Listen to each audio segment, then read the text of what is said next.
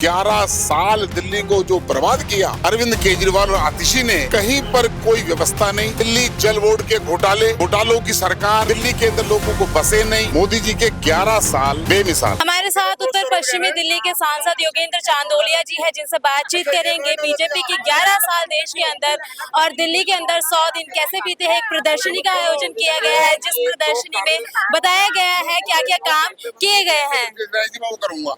Sir, क्या कहना चाहेंगे इस प्रदर्शनी के बारे में? सर, आप देखिए 11 साल अमृत पीढ़ी का विकास, जहां हम देख रहे हैं मोदी जी के 11 साल बेमिसाल।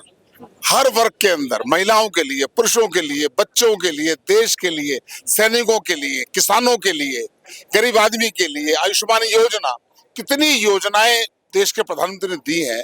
जो काम पिछले 50 सालों में नहीं हुआ था, उस काम को नरेंद्र मोदी जी ने किया है, नरेंद्र मोदी की एनडीए सरकार ने किया है। यह प्रदर्शनी आज इसलिए लगी है, पूरे देश के अंदर लोगों को पता होना चाहिए कि नरेंद्र मोदी के नेतृत्व में देश, हम 2013 के अंदर भारत की अर्थव्यवस्था में हम जो है कितने स्थान पर थे, ये किसी को मालूम नहीं होगा।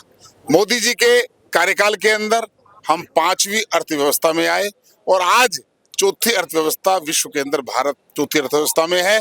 और इसी कार्यकाल के अंदर भारत अर्थव्यवस्था के अंदर देश विदेश में, विश्व में तीसरे स्थान पर आने वाला है। ये है मोदी जी की प्रगति के।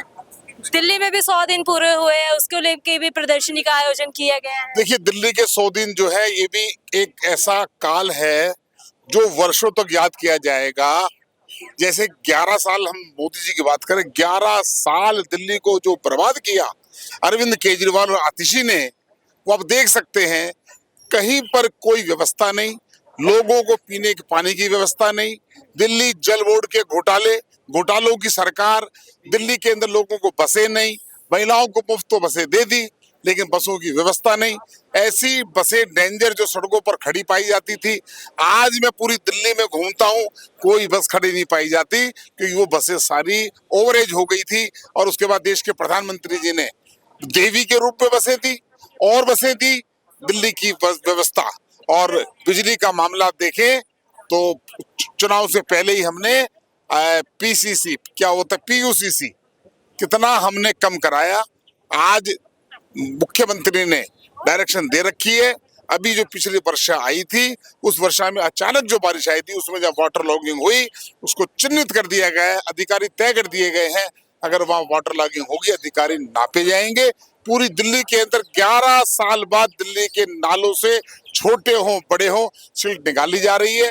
दिल्ली की सरकार, रेखा गुप्ता की सरकार, घर घर तक दस्तक दे रही है। कह रहे रेखा गुप्ता के शासन में दिल्ली के अंदर घर उजाड़े जा रहे हैं, डेमोलेशन जो है जगह जगह किया जा रहा है। ये केवल आम आदमी पार्टी की आदत है।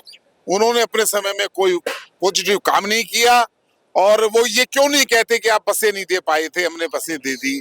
अरे, उनके समय में जो मोदी जी दिल्ली के 75 लाख लोगों को राशन देते हैं, उसका कमीशन का पैसा उन दुकानदारों तक को देकर नहीं गए। वो दिल्ली के लोगों को पेंशन तक देकर नहीं गए। वो क्या बात करेंगे अरविंद केजरीवाल और उनकी पार्टी। रेखा गुप्ता ने धो दिया है।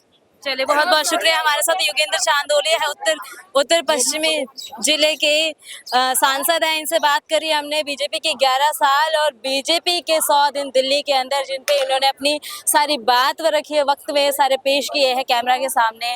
बाकी अन्य खबरों के लिए बने रहिए हमारे साथ। मैं हूँ आपके साथ पिंकी पांडे।